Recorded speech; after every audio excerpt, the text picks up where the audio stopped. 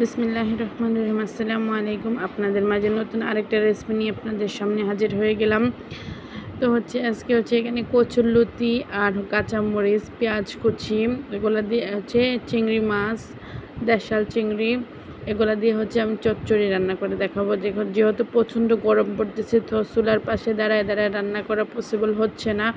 এখানে লবণ, হলুদ গুঁড়ো, তারপর ধনিয়া গুঁড়ো। চচ্চড়ির মধ্যে কখনোই মরিচের ফাঁকি দেওয়া হয় না, কাঁচামরিচ কেটে দেওয়া হয়।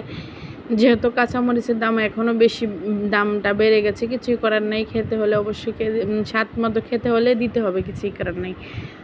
তো তেল অ্যাড করে নিচ্ছি, এগুলো সবগুলোকে আমি এখন পানি অ্যাড করে নিচ্ছি। আমি যে হাত দিয়ে মাখাবো সেটাও আমার কাছে ভালো লাগছে না, সো আমি ঢাকনা দিয়ে দেখে আমি জাস্ট জাল করে নিচ্ছি। এই যে জাল করে নেওয়া হয়ে যাচ্ছে। এখন আমি এটাকে ভালোভাবে নেড়ে ছেড়ে এখন আমি অন্য একটা কাজের জন্য চলে গিয়েছিলাম। সো সোলার স্পিডটা খুব হাই ছিল। এই প্রসেসে আমি এরকম যখন হয়ে গেছে তখন আমি চিংড়ি মাছগুলো এর মধ্যে অ্যাড করে নিয়েছি।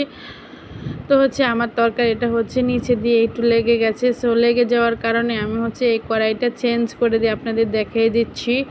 কড়াইটা চেঞ্জ করে আমি অন্য হাঁড়িতে আবার তরকারিটা রান্না করে নিচ্ছি। যদি তরকারি কারো এইভাবে লেগে যায় তাহলে অবশ্যই দ্রুত পাতিল চেঞ্জ করবেন, তা না হলে কিন্তু আপনি খেতে পারবেন না, পুরা গন্ধ হয়ে যাবে। এই জন্য আপনাদের বোঝার জন্য আমি দেখাই দিচ্ছি যে আমি এখন আমি পাতিলটা চেঞ্জ করে নিয়েছি।